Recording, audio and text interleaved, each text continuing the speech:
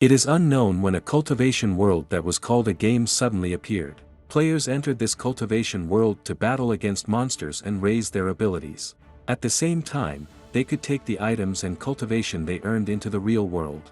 Until one day, disaster came upon them as countless monsters arrived in the real world from the cultivation world. After that, we see the human metropolis. Ever since the monsters invaded the real world, the war between humans and monsters became endless. Cities fell in succession. The few remaining survivors were still bitterly defending the very last city.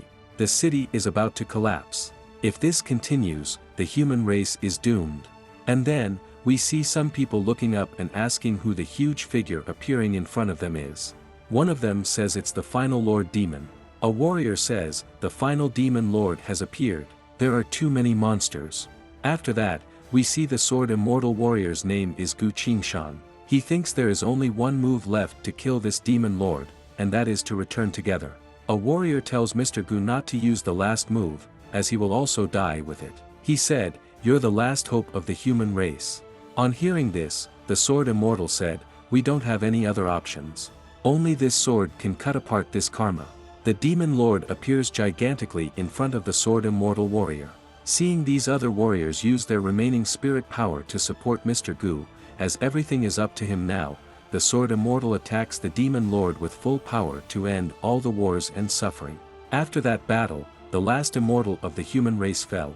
The relentless war between humans and demons ended in the defeat of the human race. The present world started to enter into a state of destruction, and player Gu Qingshan killed the final Demon Lord, earning himself a chance of resurrection. After that, two people are seen standing in the rain, and one of them says, "Why are we coming to this pit of dead people so late in the night, as I am scared of getting killed by monsters?" The other one asks him to come over and check if there are any fish that slipped through the net. The man wanted to find something valuable among the corpses. Seeing this with pity, the other man asks him if he wants to stab the dead people again. Suddenly, one of them finds a sword and says that this sword doesn't look common. The other man wants to stab the corpse again before finally taking the sword. Just as he is about to stab the person, suddenly Gu wakes up and defends himself with the same sword. The man's companion fears that Gu has killed his leader. After defending himself, Gu takes a sigh of relief and asks where he is and who they were, and then he remembers he perished with the Demon Lord. Just before the man could answer, he starts behaving strangely, and suddenly, with all his power, he attacks Gu, who is shocked to see the man's huge strength. It turns out the man is a monster, and on attacking Gu, he says that it's not so easy to kill him.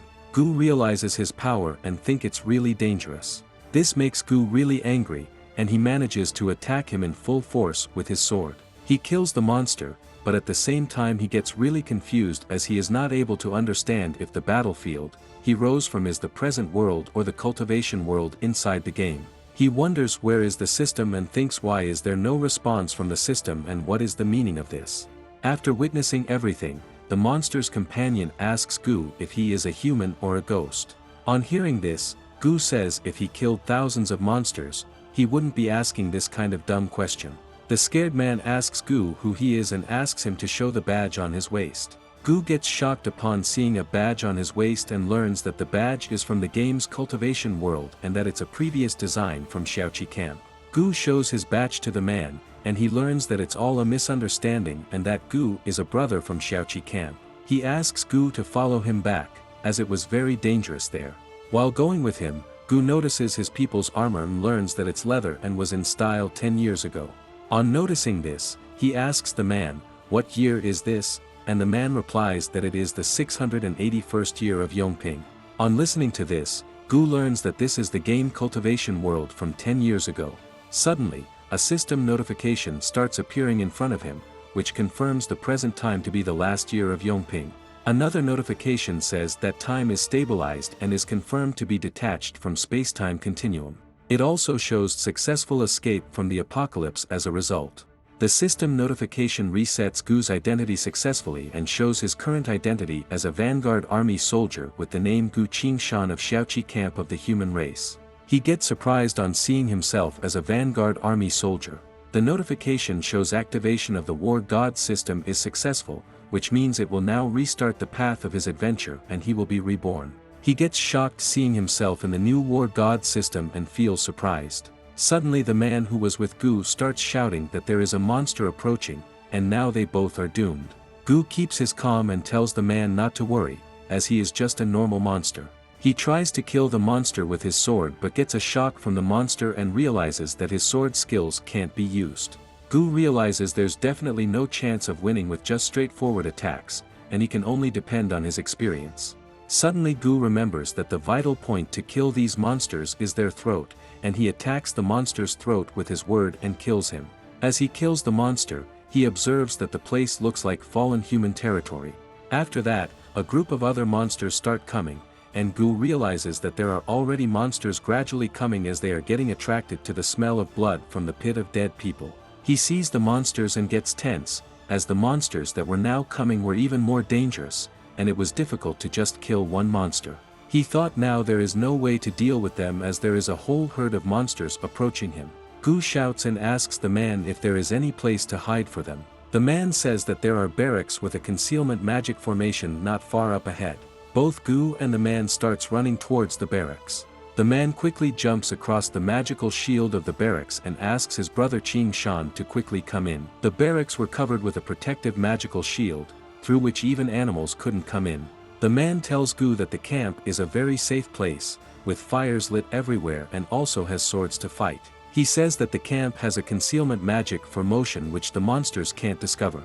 Gu suddenly realizes that when he came inside the camp, he felt a tremor in the magic formation, and he gets afraid that it can't hold on for long. The man asks Gu what to do, and he says if there will be spirit stones, then it can hold out for a longer period of time. The man runs to find extra spirit stones in the camp. On the other hand, Gu closes his eyes and thinks that he clearly perished together with the final demon lord just a moment ago and believes it should be his previous life. He starts thinking that in his previous life, people originally thought the cultivation world was just a virtual game, only until the monsters invaded the present world. He starts wondering if the people knew that the cultivation world was real and truly existed. But then it was too late by then, as the outcome of the monsters destroying the human race was already finalized. Continuing with his deep thoughts, he thinks that now the fact that he's reborn into the cultivation world 10 years into the past means that he still has a chance to stop the annihilation of the human race. But now he needs to find a way to survive. He gets worried by thinking that he was killing the monster, his sword skills can't be used, and he can't continue to be like this in the long run. Just as he was thinking, a sudden system notification appears again. The notification gives the details about Gu Qingshan. It states his soul power as 45, his current identification as a soldier of Xiaoqi camp, and his current cultivation level as the first stage of QI condensation, and mentions his abilities as none. The notification also states that he can obtain soul power by killing living organisms. The higher the cultivation, the higher the maximum amount of soul power will be needed to obtain. In the end of the notification, it is mentioned that the host has killed 2 monsters and has obtained 4 points of soul power. After that, we can see that it's completely different from the system of the game in the previous life, but now what's important is to find a way to survive. Another system notification appears that states the current cultivation level of Gu is at the first stage of QI condensation. After seeing this, Gu realizes it is no wonder why he feels so weak, as he can only feel and use spirit power to the lowest degree. Another notification appears and states the successful activation of the War God operation screen. Do you wish to activate the first function? After that, we see Gu stares at the screen and says, activate. Then another notification appears which states activation of the War God skill function can directly comprehend the moves of previous holders of the weapon through physically touching the weapon. Comprehension of the moves require spending a certain amount of soul power. On seeing this, Gu wonders if he can unlock skills through picking up weapons, but then he holds a blade and realizes that there's no sword. Again, another system notification appears which tells the skills used by military standard scimitar. It says that the military scimitar once horizontally swept 1,000 soldiers, and that cost him 1 point of soul power. Similarly, opening the door to see the mountain costs 1 point of soul power. On seeing this, Gu wonders that it was difficult to fight just one monster before, and now it's going to be a suicide to fight close combat with a group of them. He tries to plan a strategy that he should rely on ranged attacks to kill the monsters and raise his cultivation level first. Another set of skills appear in front of him, and Gu wonders that move number 2 swallows fly together and seems to be very powerful, but the amount of soul power needed to be spent exceeds his maximum limit. He thinks he will choose to comprehend, stabilize, and engage in consecutive shooting. All system notifications disappear in waves, and Gu grabs a bow and thinks that the bow skills he learned were actually instantly comprehended. After that, we see Gu shoots a bow and wonders how actual combat is like. The bow hits the wood, and he observes the accuracy is okay but it lacks power. He again shoots another bow with full power, wondering if he adds spirit power, would it be more powerful?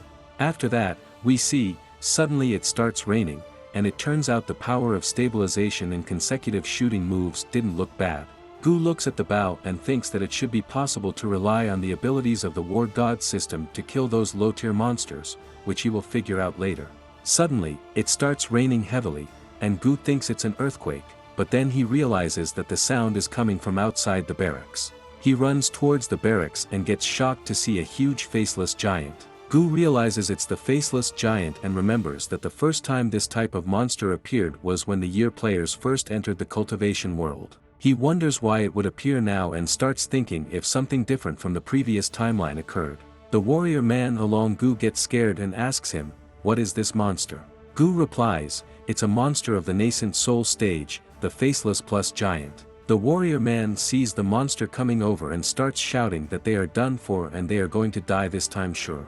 Gu, with all the confidence, says, "Don't panic, we won't die." Both Gu and the man thinks that the monster is coming to kill them, but later on realize that it wasn't coming after them. The man notices that the magic formation has been damaged and asks his brother Qingshan that, "What's the matter with this?" Qingshan notices that the tremor depleted the concealment formation's spirit power, their location has been exposed, and monsters are being attracted over there. After that, we see a lot of monsters start approaching the barracks, and Gu says, "I'll first get rid of these guys." While killing the monsters with his bow, Gu shouts and asks the man to quickly go and charge up the formation with these spirit stones, and the man quickly brings the stones. While killing the monsters, a system notification appears which states that the skill used by Gu is called Stabilize. Gu learns that ranged attacks are pretty suitable to deal with these monsters. More monsters start coming, and Gu starts killing them with his bows, and a system notification appears again, which states that another skill used is called Consecutive Shooting. Just as the monsters are killed, a new system notification appears, which states that Gu's experience bar is filled and his current experience points are 5 out of 5. It also says that host strength is raised to second stage of QI condensation and the skill Stabilize had a successful breakthrough and now the skill has leveled up to secure. On reading this, Gu realizes that his growth type skills are suitable for his current situation, and he can slowly level up this way. But then he thinks that the most worrisome thing right now is why a monster like the faceless giant would appear.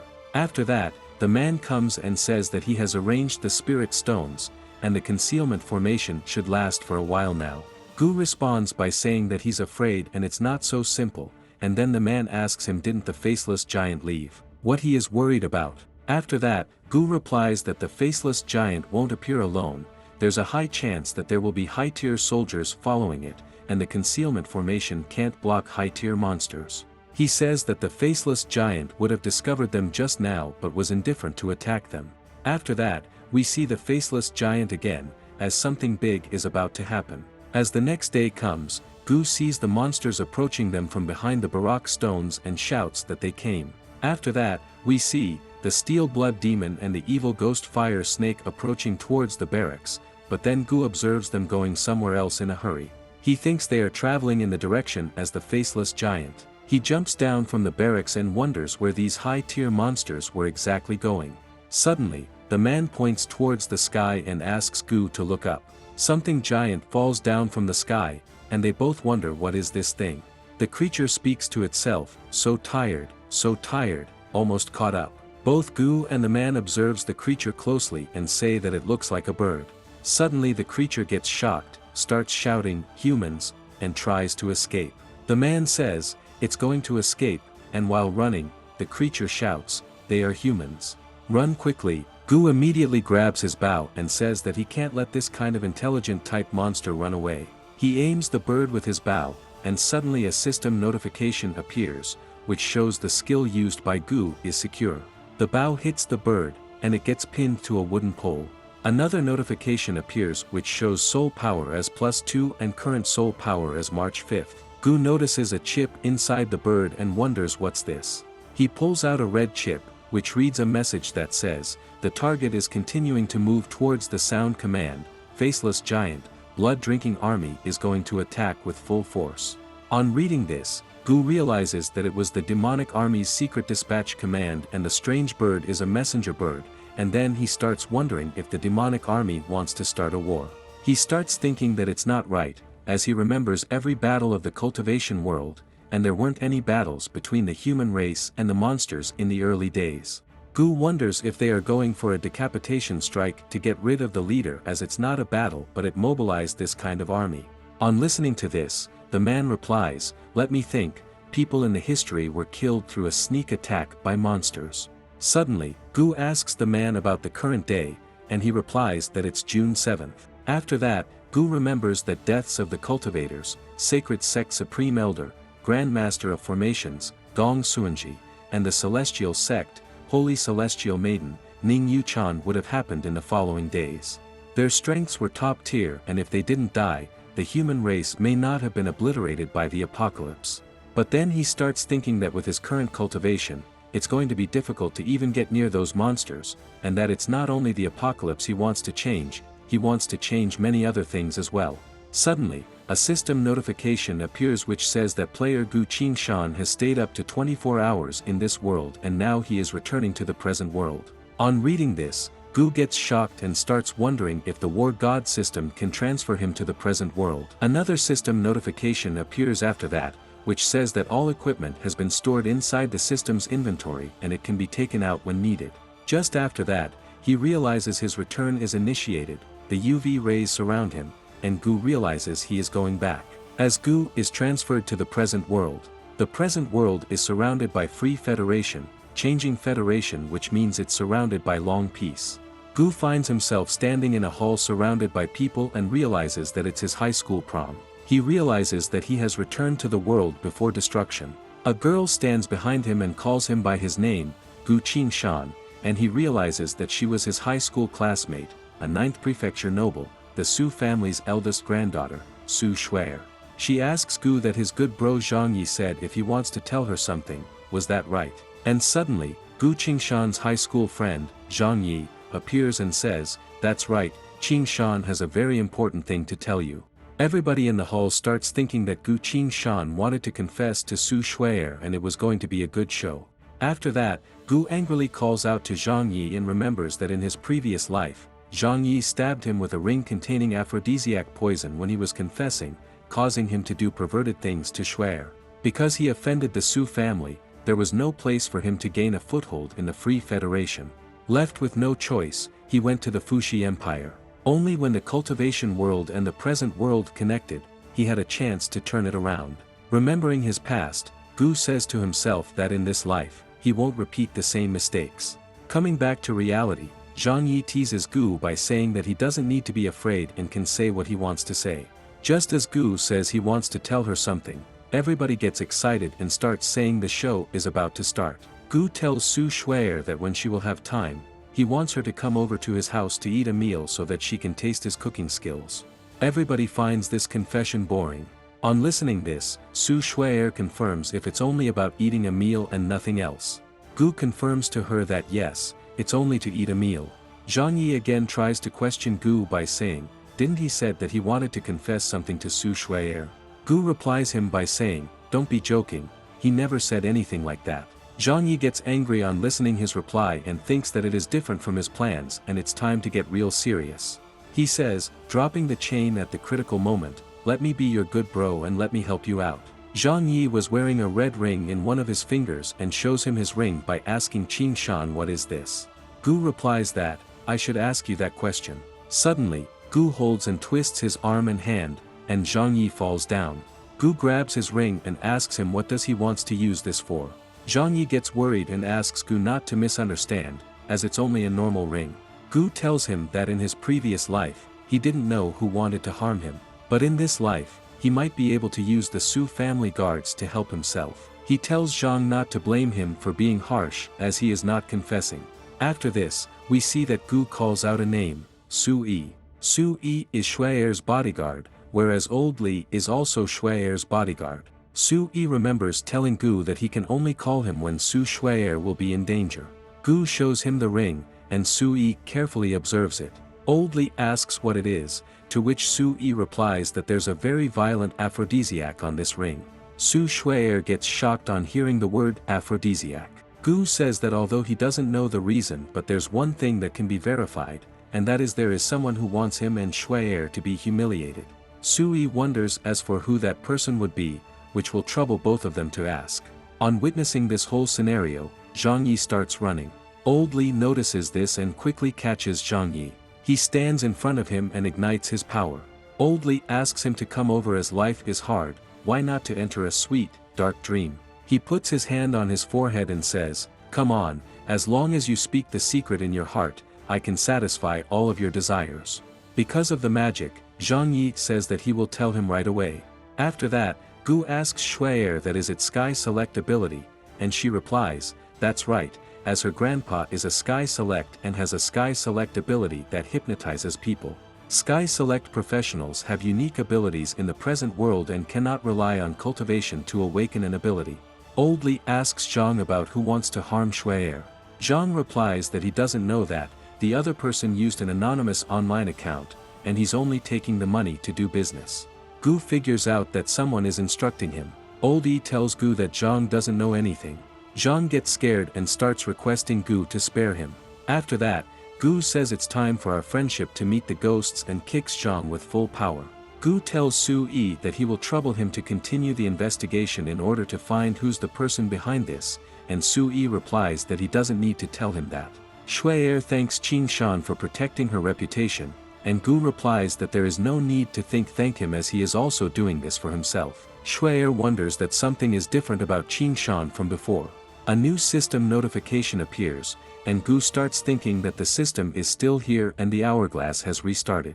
It looked like he'll return to the cultivation world again after a while. He wonders that it's unknown why the monsters in the cultivation world are taking action. He thinks that someone wants to instruct Zhang Yi to trouble him, but the trail has been cut. Although the reason was unknown, the war god system seemed to be able to let him enter the cultivation world and the present world. He thinks that since it's like this, then he should take advantage of this system to prepare for and stop the apocalypse. Hey guys, I will upload the next one as soon as you complete 100 comments. So dear audience, please complete the comment target as soon as possible. If you have liked this part, then like the video and subscribe to the channel. Love you.